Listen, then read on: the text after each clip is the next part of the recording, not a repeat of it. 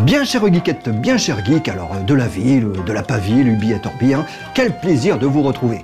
Aujourd'hui au programme, la critique flash de Realms of Ancient War, un des 6 avec la critique des chroniques des Féales, ainsi que la rubrique smartphone bien évidemment, auto, et tout de suite on va commencer par aller voir ce qui se passe dans le cube.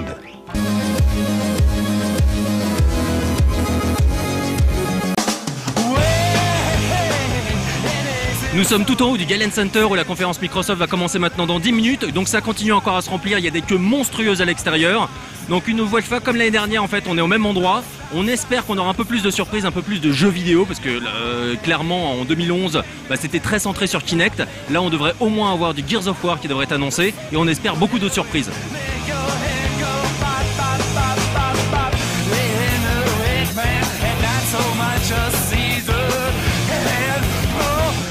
Alors Thierry, on est au Galen Center, après la conférence Microsoft.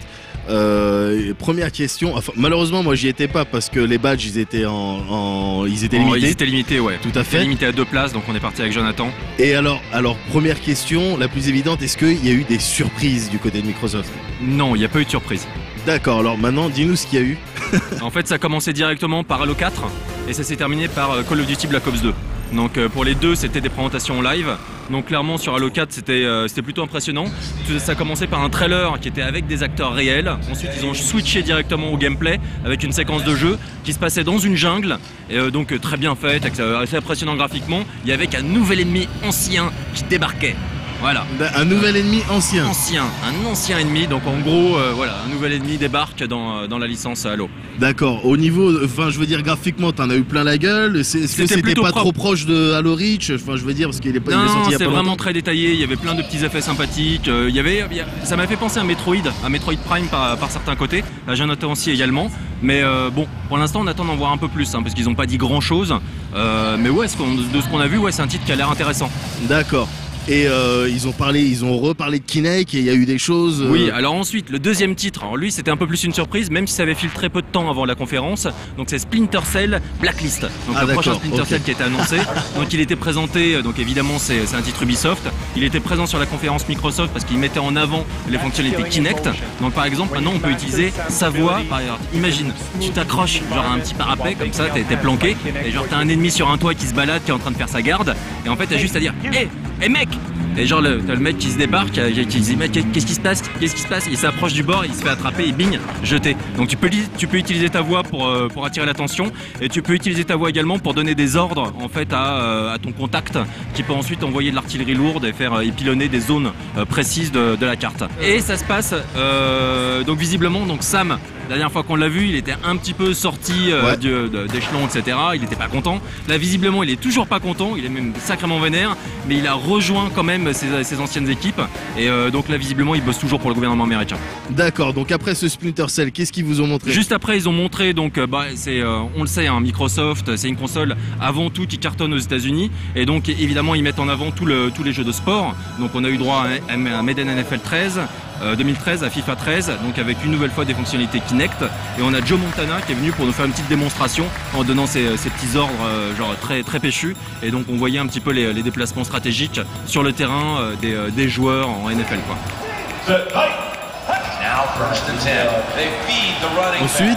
Ensuite on a eu pas mal quand même de retours de jeux qu'on avait déjà vus à la même conférence l'année dernière. Donc on a eu Fable The Journey à nouveau.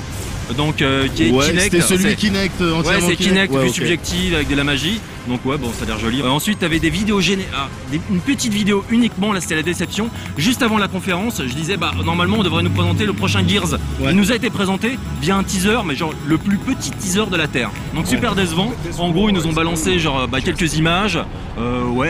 Qui avait l'air joli, mais qui t'apprenait rien. Sinon, que ça se passe avant la première trilogie. Au final, tout ce qu'on sait, c'est que c'est une nouvelle équipe. Marcus Phoenix fera une apparition a priori, mais ça n'a pas été dit. Tout ça, c'est des choses qui ont filtré à travers le magazine Game Informer aux États-Unis. Donc vraiment, moi je m'attendais à ce qu'il y ait une grosse présentation du jeu, à ce qu'il y ait des développeurs qui jouent en live comme ils ont pu faire pour Halo 4, et ça n'a pas du tout été le cas. Et donc même pas de date de sortie, rien du tout? Tout ce qu'on sait, c'est que c'est pour 2013. D'accord, Voilà. ok. Ensuite, on a eu droit à une annonce qui, pour l'instant, est spécifiquement pour les US. Donc, tu as Microsoft qui a signé un partenariat avec la MLB, la NBA, la NHL et avec ESPN pour avoir du contenu donc, sur la Xbox. Donc là, c'était le début de tout Pour ce qui des était... matchs Ouais, pour des matchs. D'accord. Ils faisaient plein de matchs. Ensuite, beaucoup de connectivité avec Xbox Music qui se rapprocherait a priori d'un système un petit peu la iTunes. Bon, c'était pas complètement clair, mais de toute façon, ça arrivera pas tout de suite en France. Ensuite, ils nous ont présenté genre Kinect, le futur. À ce moment-là, bon, le truc s'appelle crazy. Kinect Training Nike Plus. Donc c'est un gros deal avec Nike. Ouais. Et c'est Kinect Fit. Ah, mais et original en plus, parce qu'il y en a c'est pas. C'est le Kinect. futur, Ouais. Kinect Fit. Donc bon, ok, on s'en fout. Ensuite, il y avait Xbox Smart Glass. Donc là, c'était sur la connectivité. En gros, tu peux clairement, là, c'était pour contrer un petit peu la mablette de la prochaine Wii U. Ouais. Ils te disent qu'avec la Xbox 360, tu pourras utiliser ton smartphone, tu pourras utiliser ta tablette tactile et il y aura une vraie connectivité avec certains titres. Légal. Donc ça, voilà. Et ça, c'était très... En gros, c'est des protos qui nous ont montré. C'est genre, ça pourrait donner ça. Donc on a eu une petite démo sur Halo 4. Donc on lançait une partie multijoueur directement à partir de sa partie solo avec son écran tactile, et on avait aussi une petite présentation sur Maiden, donc où tu faisais tes tactiques avec l'écran tactile de ta tablette, et ensuite ça se faisait en jeu. Bon, à voir ce que ça donne, mais clairement c'était pour paf, genre un petit coup de pied à Nintendo en passant, même s'ils n'ont pas cité, c'était très calme, hein. Il y a pas, ça manquait d'émotion, ça manquait un peu de provocation, j'ai trouvé cette conférence globalement. Ensuite Tomb Raider, une grosse présentation donc qui était très très belle, très impressionnante. Donc là on s'aperçoit que c'est totalement Uncharted, et c'est Uncharted à mort. Ça a commencé par une séquence de combat où tu vois Lara qui court dans tous les sens, qui se planque derrière des petits abris, les mecs tirent dans tous les sens, elle utilise son arc pour buter tout le monde, elle s'approche au corps à corps, elle utilise une flèche et clac, elle lui plante genre juste là sous le menton. Ah ouais, donc des trucs, hardcore un petit peu. trucs vraiment hardcore. Ensuite tu avais toute une séquence où elle traversait donc une zone avec plein de mecs à buter, et ensuite elle tombe dans un torrent. Donc là à ce moment là tu as un petit ride où tu essayes d'éviter genre les obstacles dans le torrent, tu utilises ton arc pour faire péter des trucs genre des arbres couchés dans le torrent, etc., pour pouvoir passer, et ensuite tu atterrissais sur une sorte de petite paroi en verre. Alors je crois que c'était à l'intérieur d'un hélicoptère qui était coincé genre sur le torrent, un truc comme ça, et à ce moment là c'est un petit peu comme une scène très magnifique dans Jurassic Park 2 où tu vois le bus qui est accroché à la falaise, et donc t'as l'héroïne qui tombe sur la vide tout au fond, et donc elle est face au vide et t'as la vide qui commence à se fissurer. Là t'avais exactement la même séquence, et donc sauf que là c'était pas un portable qu'elle essaye d'attraper, et le portable, tu te rappelles dans le film, s'il tombait il pétait la vitre.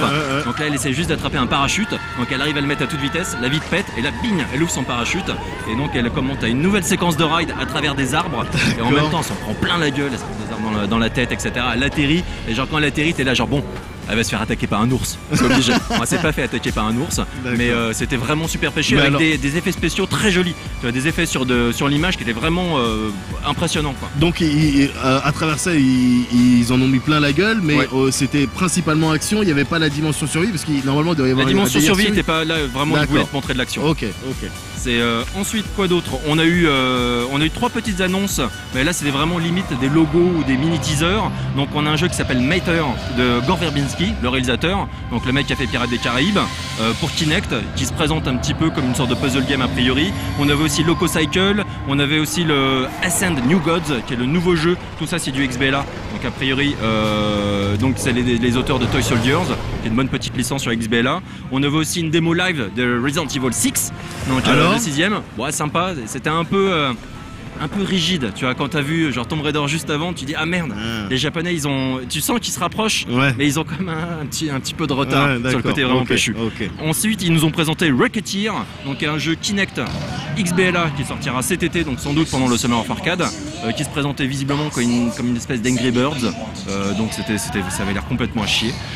On avait aussi par contre, à partir de là, dans cette conférence, donc on commence à toucher à la fin, et tu dis bah il n'y a pas eu beaucoup de stars quand même cette année. On a eu Joe Montana et puis point. Et donc là il commence à te balancer des petites images du RPG South Park. Donc il balance des petites images du RPG South Park. Et donc t'as quand même Trey Parker et Matt Stone qui débarquent et qui commencent à présenter, qui font le show. Donc ça c'était super sympa. Et juste après on a eu Dance Central 3. Et donc Dance Alto 3, ils disent ouais, on aura plein de stars, on aura par exemple Usher, il fera les chorégraphies et tout, il a travaillé avec Harmonix pour les chorégraphies. Et d'ailleurs, regardez, et là t'as Usher qui débarque, qui fait sa choré. Et en même temps sur l'écran géant derrière, t'as Dance Central 3. Donc tu vois bien le lien entre les deux. Donc c'était plutôt sympa. Même si Usher, moi c'est pas mon kiff. Il danse bien. Ouais, c'est vrai qu'il danse bien. Il danse moins bien que The King of the Pop. Bah oui, d'accord, mais il est mort. Ouais, mais bon.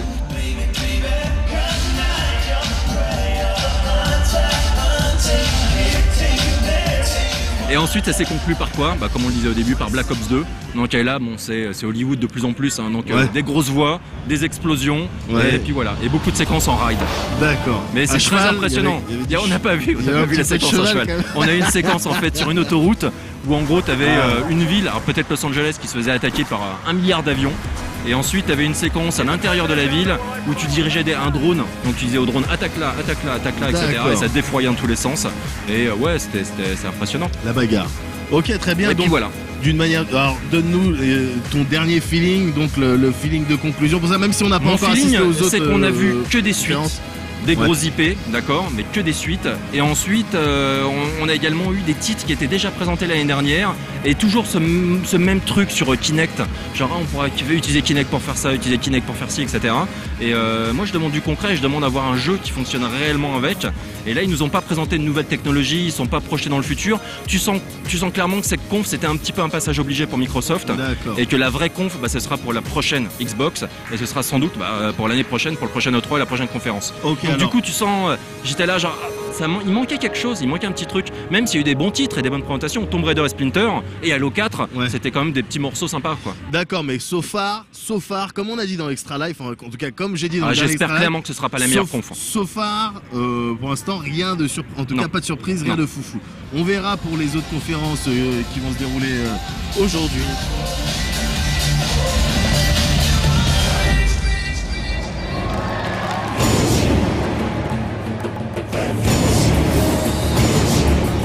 Vous venez de voir le compte-rendu de la conférence Microsoft. On va maintenant attaquer avec la dernière conférence de la journée de lundi, qui est la conférence Sony, une des plus attendues. C'est dans un lieu, c'est le même lieu que l'année dernière, c'est absolument énorme, c'est blindé de gens.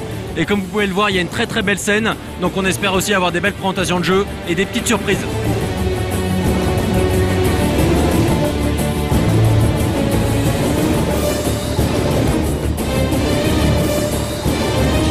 Alors après la conférence Microsoft, on va donc maintenant parler de la conférence Sony à laquelle tu es allé encore une fois tout seul parce qu'il n'y avait pas assez de place pour tout le monde. Alors est-ce que la journée des conférences s'est terminée en beauté ou est-ce que pas?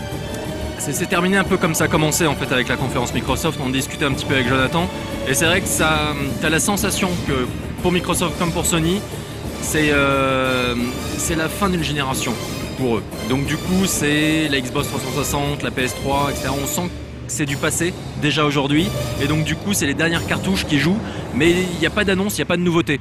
Il n'y a que ce à quoi on s'attendait, on l'a eu, mais rien de plus. Parce qu'en fait, le plus, c'est pour plus tard. D'accord, alors concrètement, ça a commencé par quoi? C'est très important. Ça a commencé par Beyond, qui est le nouveau jeu de Quantic Dream.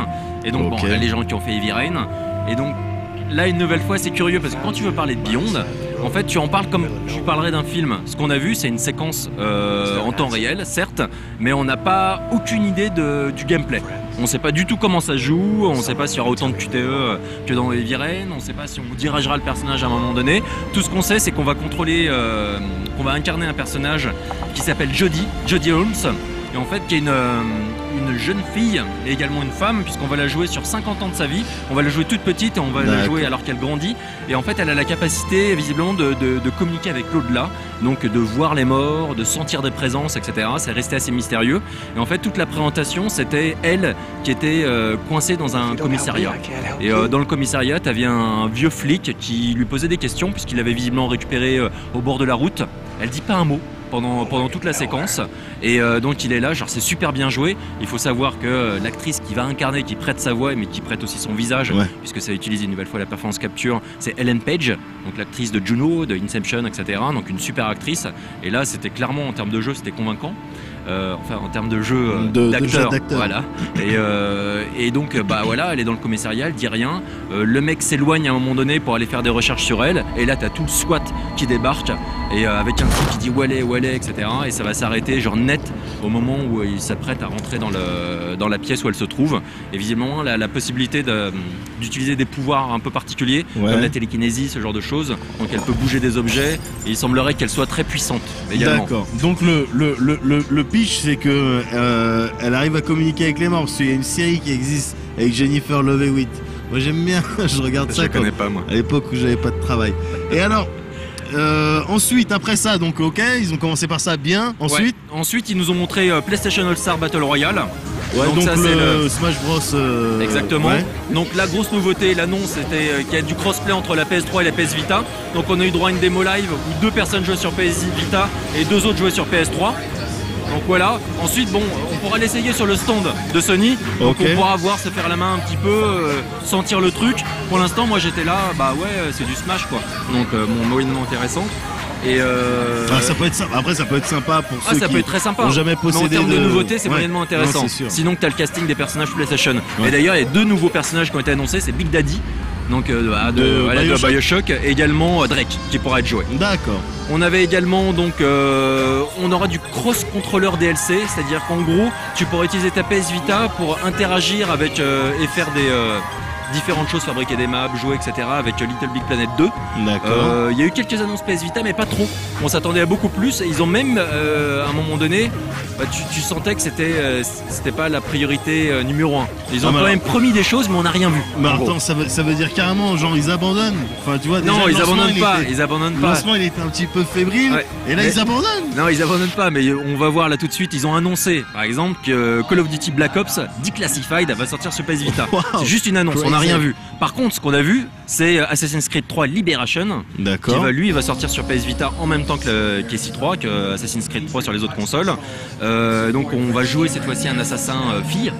On pourra également, il y aura du partage, c'est-à-dire si tu as la version PS Vita et tu as la version sur PS3, tu pourras débloquer du contenu supplémentaire. Classique. Et il y aura également un bundle avec le jeu et la PS Vita blanche. Voilà. Ensuite, surtout, alors là c'était quand même classe, Ubisoft était partout. Donc pour l'instant, Ubisoft c'est vraiment le grand vainqueur en termes d'éditeur. Donc ils ont représenté Assassin's Creed 3 sur PS3 et ils ont présenté une séquence de jeu inédite qui tuait.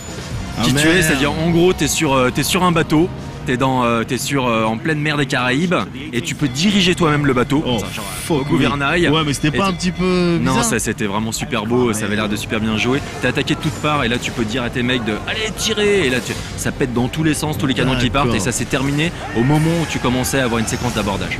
D'accord, bien, très classe. Et donc là une nouvelle fois il y aura un bundle, donc avec la PS3 et du contenu exclusif.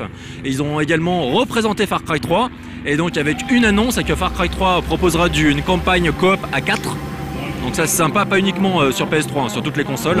Ils avaient juste gardé cette annonce là pour la conférence Sony. Et tu sentais du coup que Sony était un peu genre. Bah ouais, mais c'est triste, ça veut dire. Voilà, ils comptent sur les éditeurs tiers pour apporter un peu de news, faire un peu le buzz. Alors quoi d'autre? Et on va vite arriver sur la fin. Ils ont présenté, alors le Move a été présenté comme un additif de gameplay, c'est-à-dire qu'en gros c'est pas une priorité, c'est juste un truc qu'on peut utiliser en plus. Et donc c'était assez curieux, donc on n'a pas eu une masse de jeux Move de présenter. Par contre on a une application qui s'appelle Wonderbook et en fait tu peux ça utilise le PlayStation Eye et donc c'est des bouquins en réalité augmentée où tu peux interagir avec le Move. Et donc ils ont signé un gros nom, ils ont signé J.K. Rowling. D'accord. Donc J.K. Rowling qui va sortir, ce sera le premier bouquin accessible via Wonderbook. Attends, juste J.K. Rowling, Harry Potter, c'est la meuf Harry Potter, voilà. Et le bouquin s'appelle Book of Spells et donc clairement ça a l'air cool, hein. C'est très sympa pour les gamins, etc. Mais ça a duré la conférence a duré 1h30, j'ai eu l'impression que le tiers a été passé sur Wonderbook. À la fin t'en pouvais plus, en plus ils ont un petit bug à un moment donné de présentation où t'avais, donc il y avait des petites démos live et ça marchait pas, ils essayaient de faire le spell, c'était un peu catastrophe, ça avait fait penser à Miyamoto sur Zelda il y a quelques années, à une autre échelle. C'est terminé en fait tout simplement avec une petite annonce sur PlayStation Mobile, donc dorénavant avant ils ont signé, tu sais que Sony ils ont leur téléphone portable, bien donc sûr. Avec plein de jeux, plein de développeurs qui développent dessus. Xperia là, je sais pas quoi. Exactement, et donc il y a HTC donc, qui les a rejoints et donc qui va accepter également des jeux certifiés PlayStation. Voilà. On aura, et sinon ça s'est terminé avec deux grosses démos live, les jeux qu'on attendait, donc on n'a pas été déçus là-dessus, on les a vus, mais par contre aucune surprise du coup sur cette conférence. Et donc c'était God of War Ascension, donc on a eu une petite démo du solo du jeu, et là le solo du jeu était plutôt sympa. L'une des features c'était le contrôle du temps. C'est visiblement, tu as des spots dans les niveaux en fait, qui te permettent, si un niveau est détruit, tu peux activer un pouvoir qui te permet de reconstruire petit à petit un niveau et donc d'escalader et d'atteindre d'autres portions de l'environnement. D'accord. Et tu peux également, comme ça, freezer des personnages dans les airs. Tu t'exécutes un combo, les mecs sautent en l'air, tu freezes et tu les finis. D'accord. Et ensuite, c'était un peu bizarre en termes. L'univers était étrange, tu avais des hommes animaux qui se battaient contre toi et ça s'est conclu en fait avec un homme éléphant qui est très gros. Et donc tu lui mets sa grosse pâtée Kratos. Donc ça se termine, il ouvre la tête, il découvre son cerveau, et là t'as tout le public qui était là. Légal. Mais globalement pas super non plus, genre je suis pas tombé sur le cul quoi. Ça a l'air sympa, c'est du God of War, j'adore. Mais c'est pas un truc ça a pas l'air d'être révolutionnaire. Et The Last of Us? The Last of Us, ils ont conclu là-dessus. Et la séquence de gameplay sur une partie solo. Et là pour le coup c'était magnifique. On voit tout le savoir-faire de Naughty Dog. Donc en termes d'ambiance, les lumières, les textures, les environnements, c'est magnifique. Ça a tombé sur le cul. Et on a vu également des interactions avec le personnage de la petite fille. Et qui a l'air, à voir ce qui est scripté et ne l'est pas. C'est difficile de juger pour l'instant. Mais clairement elle interagit de façon très intelligente avec ce que tu fais. À un moment donné, c'était vraiment épatant. Tu avais le personnage principal qui est planqué derrière un petit abri. Il s'apprête à tirer sur quelqu'un qui est juste derrière. Clic! Plus de balles. Et là, t'as le mec qui réagit, dire je connais ce son, attends. Et là, il s'approche de toi. Et donc, t'es foutu parce qu'il a une arme. Et à ce moment-là, t'as la fille qui débarque et tu lui balances genre une grosse pierre dans la tête. Et voilà. Et donc, elle se planque bien, tu vois, elle suit bien les mouvements, etc. Ça a l'air vraiment bien fait. Et je pense que l'IA, de ce qu'ils nous ont présenté, risque j'espère, d'être une des grosses qualités du jeu. D'accord, donc ça sera pas un boulet que tu vas ça sera pas totalement un boulet. Et c'était vraiment. C'était viscéral. Tu sentais les fights étaient vraiment impressionnantes. Il y avait un gros impact. Et clairement, là, ils sont arrivés à une maîtrise de la PS3 Naughty Dog qui est stupéfiante. Je pense que là, on sent que The Last of Us, ce sera sans doute le chant du cygne de la console. C'est l'aboutissement de ce que peut faire une PS3 en attendant la PS4. D'accord. Qui sera sans doute présentée l'année prochaine, j'espère. Et alors donc, un mot de conclusion sur cette conf Sony. Déçu parce que Sony, c'est quand même les rois de l'exclu. Ils ont plein de studios, donc je m'attendais à ce qu'on découvre quelques IP et au final on a eu quoi? Quantic Dream qui nous présente son dernier jeu, mais ça on le savait. On a The Last of Us, on a God of War, on les attendait, et puis on a Ubisoft qui fait à nouveau le show sur des jeux qui nous ont été présentés à la fois surtout sur la conférence Ubi, mais ils étaient aussi présents sur la conférence Microsoft, donc ils sont partout, donc bravo Ubi, cool. Mais sinon un petit peu déçu sur le contenu de cette conférence et ça manquait de nouveautés quoi, tout simplement. D'accord, ok. Bon du coup on verra The Last of Us ça va tuer. On verra ce que Nintendo a à dire du coup dans le prochain rapport, c'est ça? Je pense que Nintendo ça va tuer. Je sais pas. On va voir. On se donne rendez-vous en tout cas à notre prochain compte rendu, c'est justement la conférence Nintendo.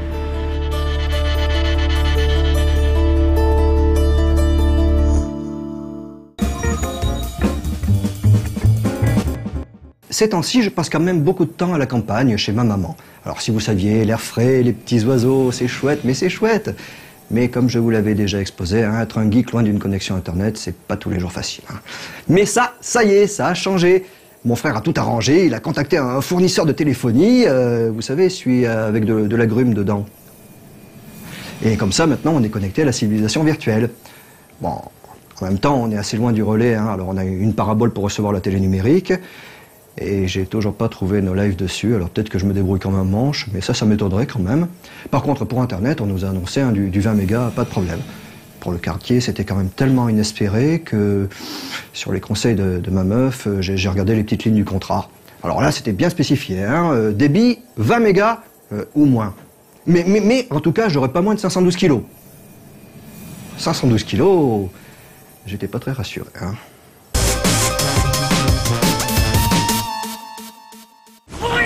Une fois n'est pas coutume, nous allons aujourd'hui parler d'un mode plutôt que d'un jeu complet. DayZ est un mode pour la simulation militaire Arma 2, et plus particulièrement pour son extension sortie en 2010, Operation Arrowhead. Avec DayZ, le joueur est plongé dans une invasion de zombies. Son but est de survivre. Ses ennemis? Des zombies bien sûr, mais aussi la faim, la soif et même certains des autres joueurs qui n'hésiteront pas à se retourner contre leurs semblables pour leur voler quelques rations et munitions. Le temps moyen de survie dans le jeu est de 28 minutes. Arma 2 était un jeu extrêmement pointu sur l'aspect simulation, et c'est quelque chose qui se retrouve dans DayZ.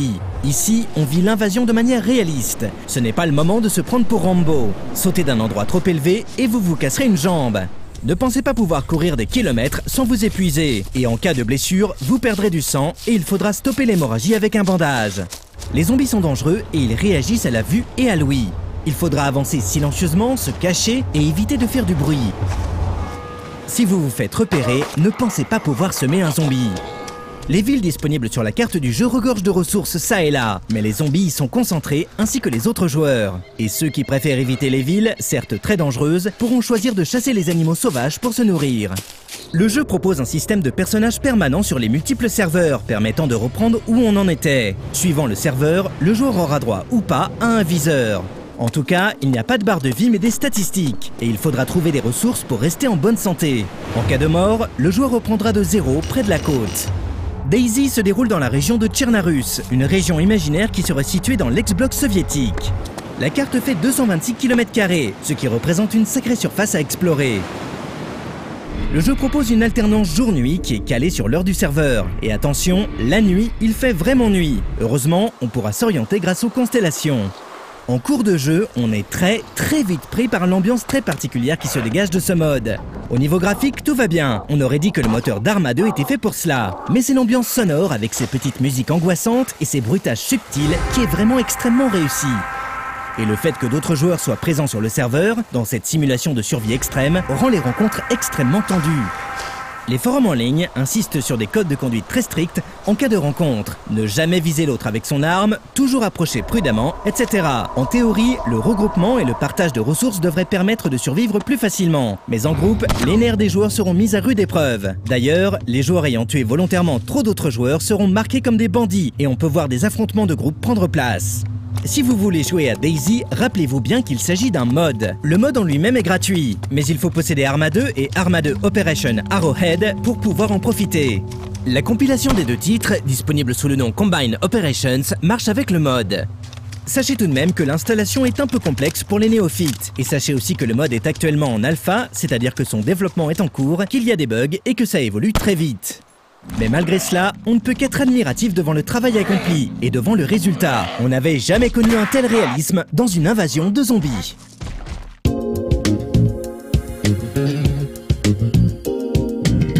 Bon, finalement, j'ai un débit plutôt correct. En même temps, avec l'ordinateur dont je me sers, il a quand même une douzaine d'années, donc j'ai du mal à vraiment bien me rendre compte si la page s'affiche pas parce que la connexion est pourrie ou si c'est vraiment mon ordinateur qui rame.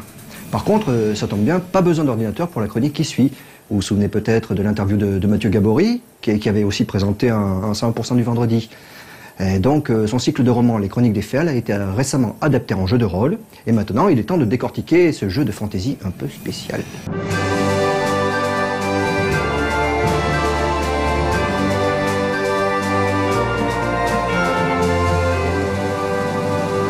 Bonsoir et bienvenue de l'autre côté de l'écran.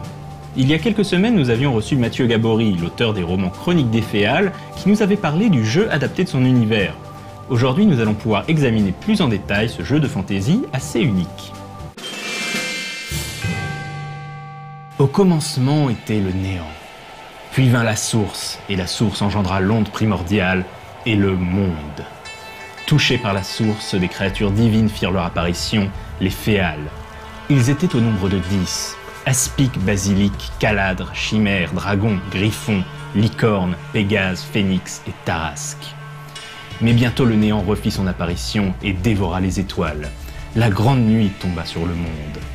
L'onde primordiale devint du fiel, qui donna aux Féales la puissance nécessaire pour chasser le néant. Mais enivrés par le fiel, les Féales commencèrent alors à s'affronter les uns les autres. Le fiel continua de corrompre le monde, relevant les morts. La charogne menaçait de dévorer le vivant, mais le phénix se sacrifia pour sceller le royaume des morts dans un ailleurs. Apaisés, les féals s'éteignent lentement. Une nouvelle espèce fait son apparition et se rassemble autour de ces créatures fantastiques, les hommes. Une partie des pouvoirs des féals originaux leur est transmis, faisant des hommes les nouveaux féals. S'ensuivent 1000 années où la civilisation prospère, mais d'aucuns prédisent que la fin des temps approche. La charogne mort-vivante recommence à s'infiltrer sur le monde, tandis que le néant menace à nouveau l'univers. Dans les chroniques des féals, les joueurs incarnent une fratrie, un groupe de personnages réunis et unis par une même expérience traumatisante. Ils ont été confrontés au néant. Plutôt que de courber l'échine face au mal qui ronge le monde, la fratrie décide de relever la tête et de se battre contre l'oubli. Les joueurs incarnent des personnages issus des 9 royaumes des féals. Ils seront par exemple Aspic ou Caladréen, Gryphéen ou Pégasin. Chaque féal est associé à 2 pouvoirs divins que l'on nomme voix mimétiques. En plus de cette voix, le personnage sera déterminé par des dons, des particules, des traits et des domaines, ainsi que par ses compétences communes comme le combat, la furtivité, le négoce, etc. 2 autres particularités viennent différencier les personnages des féals des personnages de fantasy habituels. La première s'appelle les énergies. Le personnage possède en effet une valeur d'onde et une valeur de fiel qui influera son comportement et ses humeurs. L'autre particularité est le trauma provoqué par la confrontation avec le néant et les séquelles qu'il a provoquées.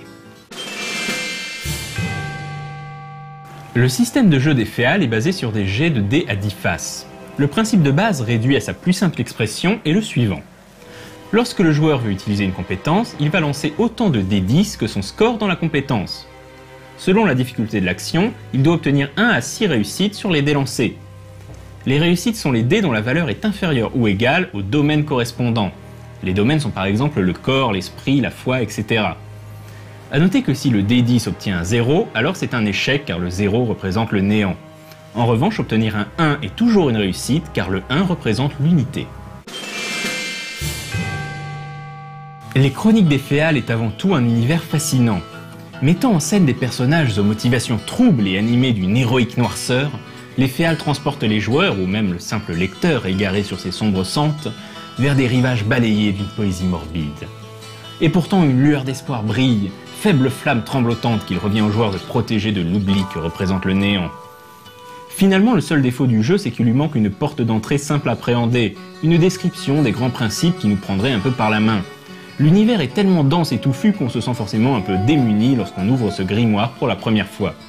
Quoi qu'il en soit, n'importe quel joueur à la recherche d'un univers de fantasy vraiment différent et doté d'une réelle intention créative devrait se laisser séduire par les Chroniques des Féals.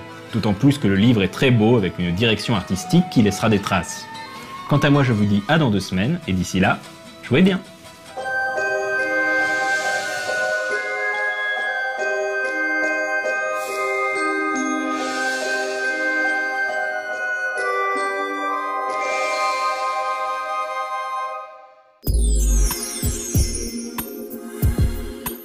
Ce qui était le plus compliqué avant, c'était avec mon téléphone Malinou. Parce que bon, tant que j'avais pas le Wi-Fi, c'était même pas la peine de rêver pouvoir faire une mise à jour de mes applis. Déjà que j'avais à peine de réseau pour téléphoner, maintenant ça va beaucoup mieux. Hein. Mais avant, c'était même pas la peine d'espérer regarder la rubrique smartphone, ça servait à rien.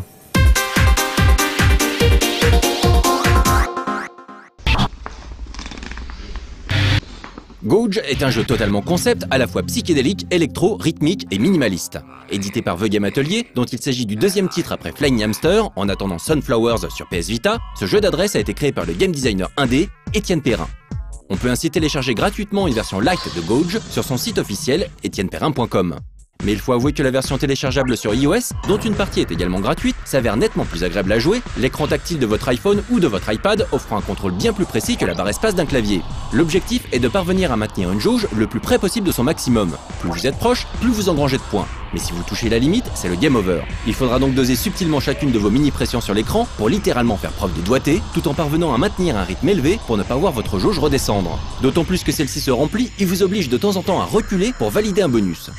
Minimaliste, le gameplay du jeu s'avère bien plus fin qu'on pourrait le penser, l'inertie de votre barre dépendant du rythme de vos pressions. Le tout se fait en rythme sur de l'électro, les ambiances visuelles variant également de manière assez radicale pour venir perturber votre flow. De façon tellement radicale d'ailleurs que le jeu est définitivement déconseillé aux épileptiques, vraiment. Franchement excellent, ce minigame hypno-rythmique aurait tout à fait pu trouver sa place dans le Rhythm Paradise de la DS. La version gratuite de Gouge est limitée à un temps de jeu maximum d'1 minute 30 et à des effets restreints. Téléchargeable pour moins d'€1, la version complète multiplie les effets et les vies tout en vous permettant de jouer jusqu'à ce que vos yeux explosent et que vos nerfs craquent. Airmail, édité par le poids lourd Chillingo, se présente comme un jeu d'action-aventure aérien dans la veine de l'excellent Crimson Skies. Sauf qu'ici, le contexte s'avère nettement plus fantasy et cartoony que steampunk. Que l'on accroche ou non à la direction artistique du jeu, qui ne fera pas l'unanimité vu son petit côté générique rappelant certains MMO free-to-play, techniquement, c'est du solide. On appréciera tout particulièrement la fluidité du jeu. Airmail est également plutôt complet avec un mode histoire, un mode livraison en time attack et la possibilité d'explorer tranquillement l'environnement, un peu à la manière du Pilotwings de la 3DS. Son avion pourra aussi être customisé. Niveau contrôle, 3 options sont proposées, tilt, touch et avancé. On pourra ainsi choisir de jouer à l'aide du gyroscope ou d'un double stick virtuel, l'un permettant de contrôler la direction et l'autre sa hauteur. Bien entendu plus limité qu'un jeu sur console, Airmail reste impressionnant et agréable à jouer, en particulier sur un iPad 2 ou 3.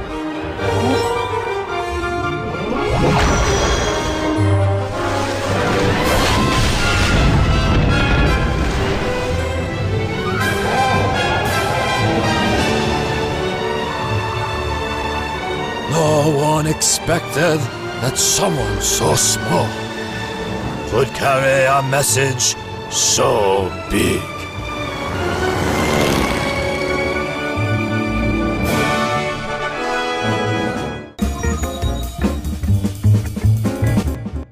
À la campagne, ces temps-ci, je m'occupe des poules. Parce que chez maman, il y a des poules, mais il y a aussi des coqs. En français, des coqs. Hein. Et tout ce petit monde peut donc potentiellement se reproduire. Dans la mesure où il y a déjà surpopulation dans la basse-cour et que votre serviteur ne se sent pas le cœur d'égorger des poulets, ou encore moins des poussins. Non, la seule solution pour empêcher les poules de couver est d'aller chercher leurs précieux œufs, non pas directement dans leur fondement, mais juste en dessous, en fait. Hein. Chez nous, on appelle ça lever les œufs. Mais bon, pour faire ça, on est obligé de soulever la poule. Alors, les gens vont me demander, Benoît, Benito, comment fais-tu pour soulever une poule ? En fait, c'est très simple. Hein. On positionne le pouce et l'index comme ça, comme un pistolet d'enfant. Et puis après, on fait un coup de R2, enfin un coup de gâchette, hop, comme ça, hop, on passe entre les ailes, on chope les ailes, on soulève la poule et on pique le précieux œuf. Le plus difficile, c'est d'éviter effectivement les coups de bec. Oui, et qu'est-ce que vous diriez, vous, si on essayait de vous choper votre ovule, hein ? Et sans transition, Caroline va nous donner les dernières nouvelles de la musique japonaise avec Otto. C'est de pire en pire, mes lancements d'Otto, c'est de pire en pire.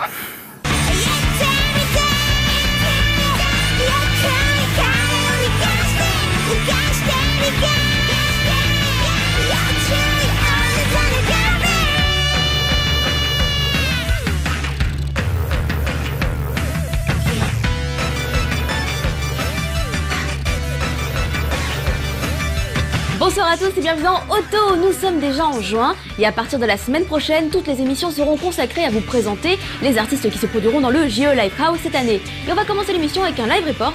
Ils sont venus en France, mais Anne tenait absolument à monter le sujet depuis le Japon. Il s'agit du report du groupe Light quand ils étaient venus nous voir l'année dernière.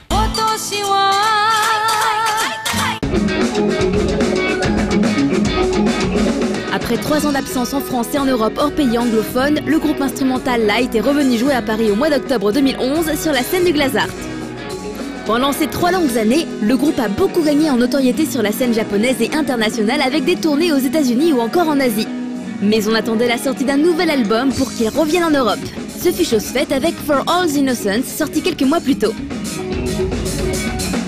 3年ぶりにライトは日本からヨーロッパの方に向かったんですけど、その久しぶりに行った時にやっぱメビシビルっていうイギリスのバンドと一緒に回ったからか、新しいお客さんがすごいいっぱいいたりして、あと知ってるお客さんも少し空いてくれたんで、だから全会場人がいっぱいな感じだったのがすげえ感動しました。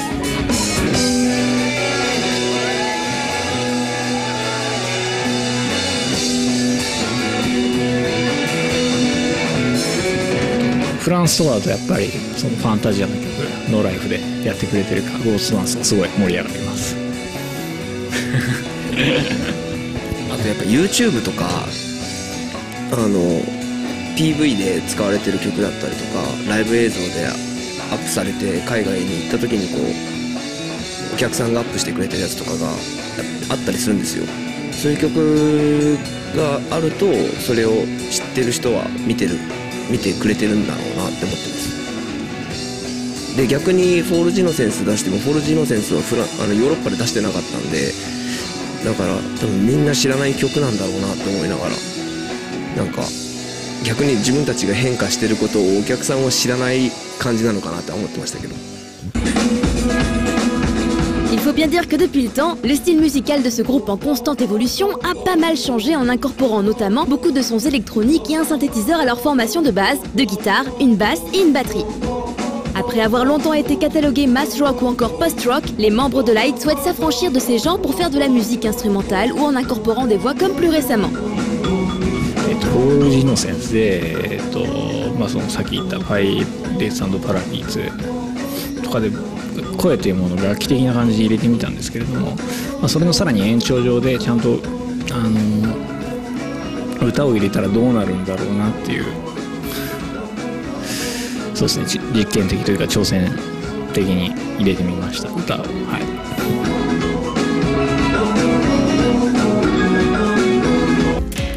En mars 2012, avec la sortie du single Arch et du mini-album Past, Present, Future, le groupe franchit le pas en proposant 2 morceaux avec des paroles chantées par la chanteuse Caroline. ギターの武田がパソコンで一回そのアーチに関してなんですけど、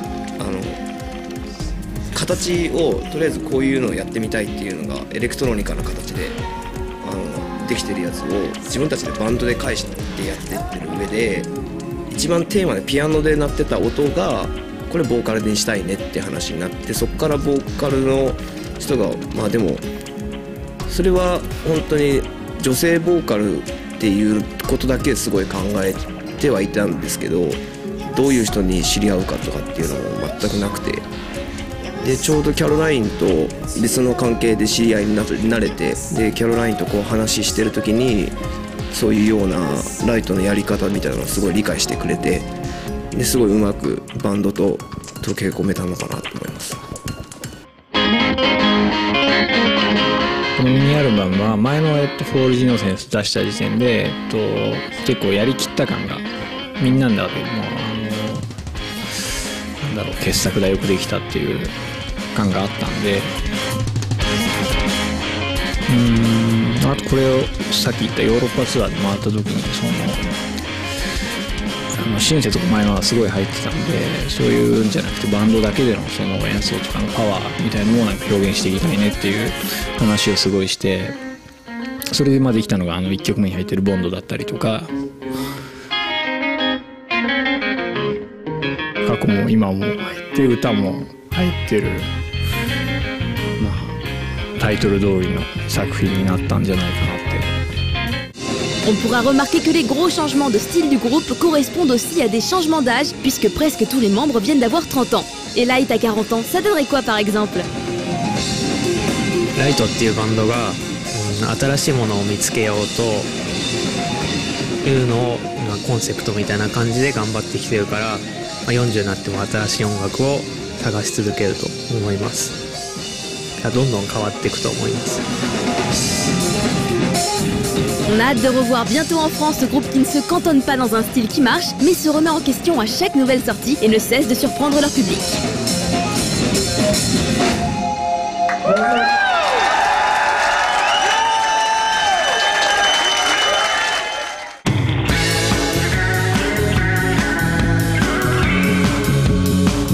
On commence les concerts avec le groupe de Vicious Crew qui sera en live le 9 juin dans la belle salle parisienne qu'est le Divan du Monde.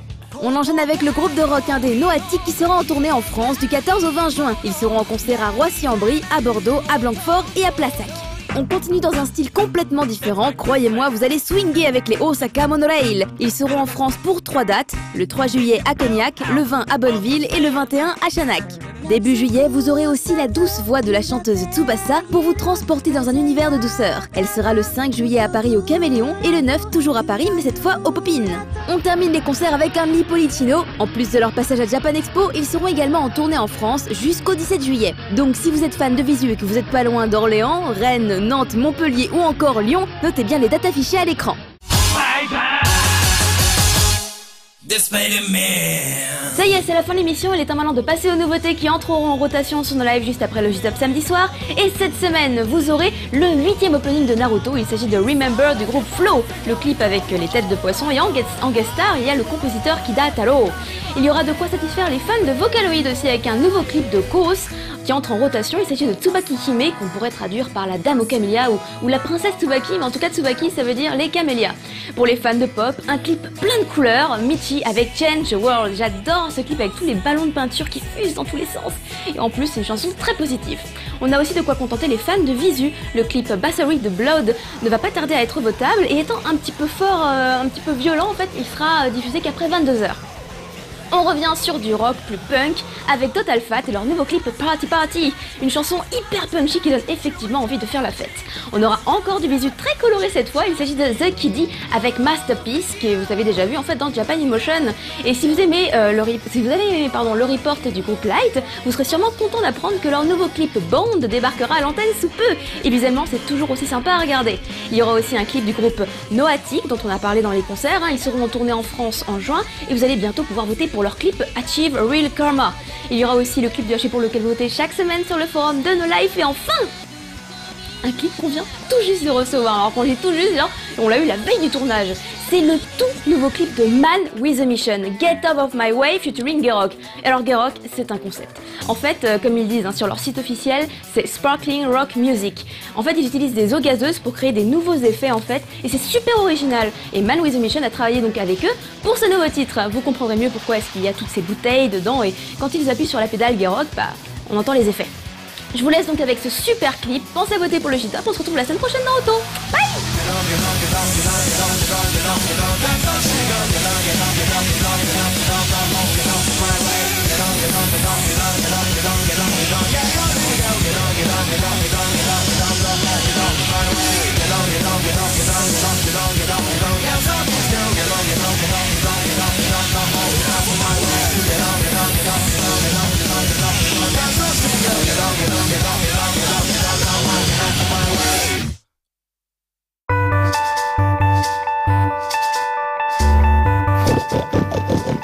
Oui, je fais le cochon, parce qu'à la campagne, on peut faire des récoltes aussi. Hein.